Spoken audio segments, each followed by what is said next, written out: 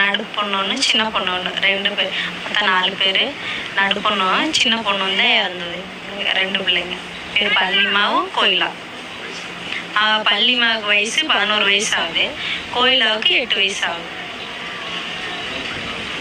நேற்று விஜய் வர்றாரு. அவருக்கோசரம் பிள்ளைகள்லாம் போய் ஆகணும். நாங்கள் சரின்ட்டு கூட்டிகிட்டு போனோம்.